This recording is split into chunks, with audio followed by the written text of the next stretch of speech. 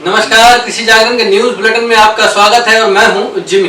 तो शुरुआत करते हैं भारतीय मौसम विभाग की खबर से। भारतीय मौसम विभाग ने इस बार सामान्य मानसून के होने की भविष्यवाणी की है। इसके आधार पर कृषि मंत्रालय ने खरीफ की फसल के लिए उम्मीद जताई है कि खाद्यान्न का उत्पादन पिछले साल की तुलना में अधिक होने की संभावना है। वार्षिक खरीफ सम्मेलन में कृषि मंत्रालय ने कहा कि इस साल गर्मी में चावल का उत्पादन 102 मिलियन टन होने की उम्मीद है, जबकि कुछ खाद्यान्न 147.9 मिलियन टन होने की उम्मीद है।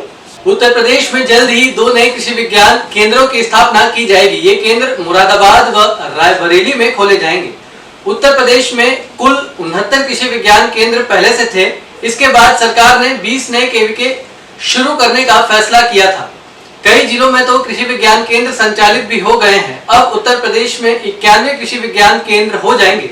कृषि विज्ञान केंद्र में वैज्ञानिक खेती के तरीके ढूंढने के अलावा उनकी गुणवत्ता में सुधार, कीट और खरपतवारों पर सुरक्षा और प्रभावी तरीकों से नियंत्रण, मृदा और जल संरक्षण में सुधार के लिए शोध करते हैं, ताकि किसानों को आसानी से लाभ मिल सके। बंगाल की खाड़ी में उठा चक्रवाती तूफान अब विशाल रूप ले रहा है। इस चक्रवाती तूफान का केंद्र चेन्नई से 810 किलोमीटर पूर्व दक्षिण की ओर है। यह तूफान धीरे धीरे भारत के पूर्व तथा दक्षिण पूर्व राज्यों से टकराने की उम्मीद है, जिसमें पश्चिम बंगाल, उड़ीसा, कर्नाटक, आंध्र प्रदेश, तमिलनाडु के साथ केरल राज्य शामिल है। इन सभी राज्यों में फोनी चक्रवात लगभग 200 किलोमीटर प्रति घंटे की रफ्तार से टकराने की उम्मीद है।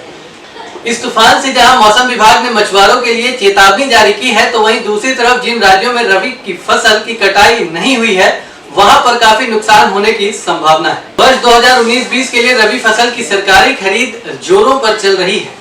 यह सभी खरीदी केंद्र सरकार के द्वारा तय न्यूनतम समर्थन मूल्य पर की जा रही है। जैसे जैसे किसानों के द्वारा रबी फसल का उपार्जन खरीदी तक पहुंच रहा है, वैसे वैसे खरीदी की जा रही है। मध्य प्रदेश में देश के सबसे ज्यादा रबी फसल में मसूर, चने की खरीदी की जाती है।